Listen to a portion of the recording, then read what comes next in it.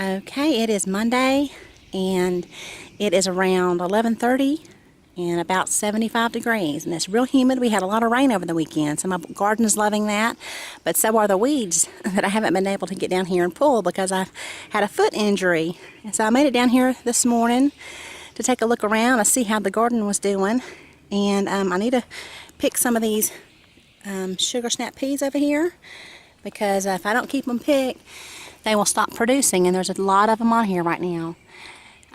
These ended up growing like a snow pea instead of a sugar snap pea for some reason. I've never purchased seeds for snow peas, but snow peas typically they're flat and they have the little peas that look like that, and then a sugar snap pea is fat like that. So there's a mixture over here, so go figure. Don't know why that's happening. I have a little some beans that I have put in seeds in here. They're all coming up pretty well. This one, I can't really pronounce the name of this, but it's anyway, there's the name of the bean. I think it's an Italian bean that's yellow and it has black beans on the inside. Alright, and kale's doing great. This is an Amish paste tomato. Over there, I think that's called a pink girl. That's an hybrid. This one is an heirloom. My parsley right there has bolted. I might just go ahead and pull it out. I'm not sure if I'm interested in saving the seeds for that or not. Planted a lot of green beans. Planted some summer savory, which only one seed looks like it's germinated. I'm sure you can't see it on the video, but you're supposed to plant those next to your beans to repel the Mexican bean beetle. So I had a problem with the Mexican bean beetle in this bed last year. So we'll see if I have that same problem this year. I'm going to try to walk through here really quick because I'll give a more in-depth video later. More sugar snap peas. I'm going to go ahead and pick all these off today. They're doing fabulous. These all came in as true to the seed, which was super sugar snap. And you'll notice I have a lot of little beneficial insects all over the garden. That's a hoverfly. More sugar snap. These have got really high, where the ones that I showed earlier in the video were some that I transplanted from indoors. So they didn't get very high. They look like little bushes, but they still produce real well.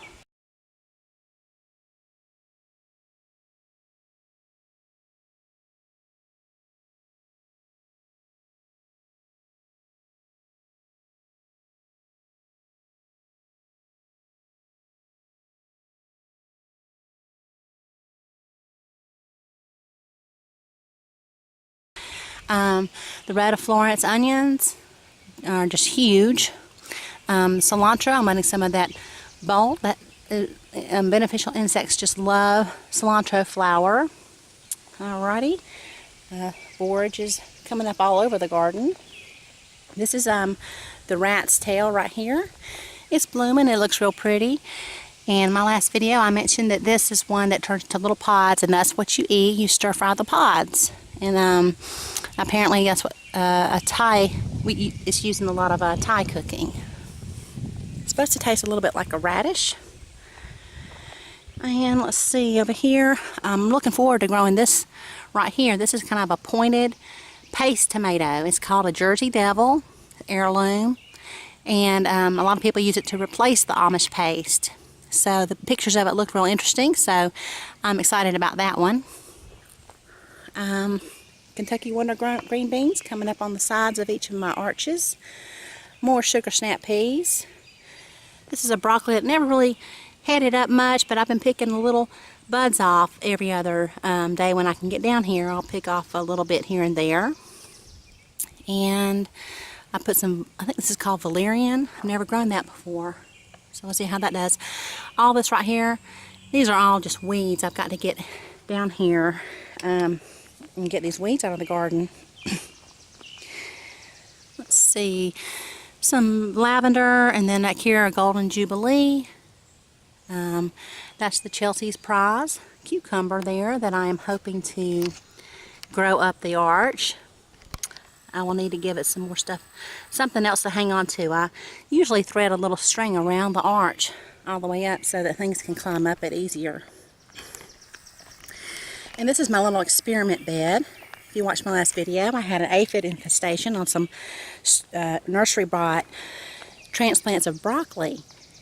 And so I've been working over here a lot and doing a lot of video footage. And so I'm excited about putting together a little video specifically on this area. So I think it'll turn out pretty good for those of you who are interested in beneficial insects and if you've ever had an aphid problem. So I'll do that later. More sugar snap, of course.